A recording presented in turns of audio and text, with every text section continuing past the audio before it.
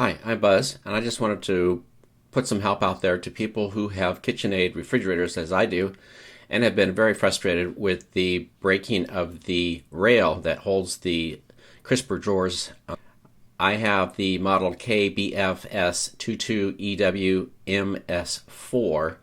My drawers normally look like this, but when that rail breaks, my drawers look like this because there's no support in the center. The rail as a part comes like this with tabs on. You can see the front and the back, both of those in place.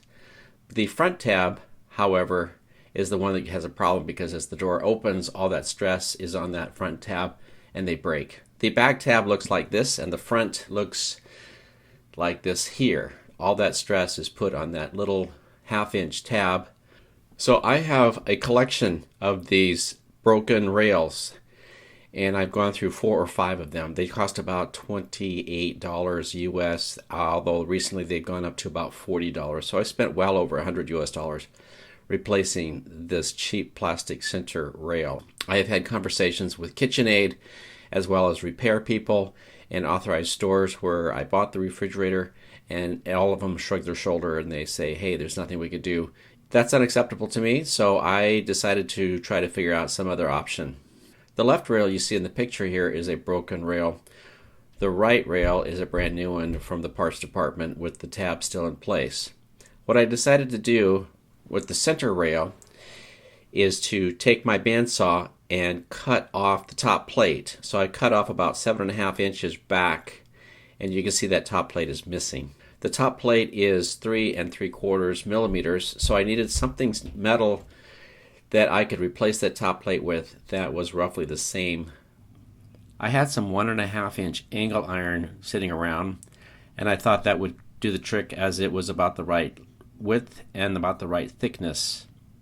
And so when I cut it, it ended up looking like this, and you can see the edges are kind of rough with the cutting. I used 3 different methods to cut this, and I can tell you which one worked best. I used a pneumatic cutter, I used a hand saw, and I also used a Dremel tool with a metal cutter blade, and the Dremel worked the best. It took me maybe 10 minutes to cut this piece. With the edges all rough, I needed to sand them down, file them down, and so the finished piece looks like this. I epoxied the aluminum piece onto my cut center rail, and you can see a little bit of epoxy residue sitting there on top as it was drying. You can compare my project with the new rail, which is on top. With the aluminum plate, you can see that the thickness was less than the plastic, so there's a little gap there, but that's not an issue. I drilled 4 holes and put screws in to help support the aluminum plate. So not only do I have epoxy between the aluminum and the plastic, but I also have the 4 screws. It's amazing how much stress there is on vegetable drawers, but when the drawers are open, all that weight is on that front tab and it needs to be really strong. Unfortunately, KitchenAid hasn't figured that out. The screws sit a little bit higher than the aluminum. I put some cloth tape over that aluminum plate. I disassembled the drawers and the shelf and put in the new rail.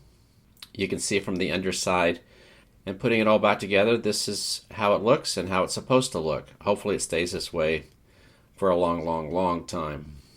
If you've been dealing with the frustration as I have, I hope this video helps you. Good luck and happy repairs.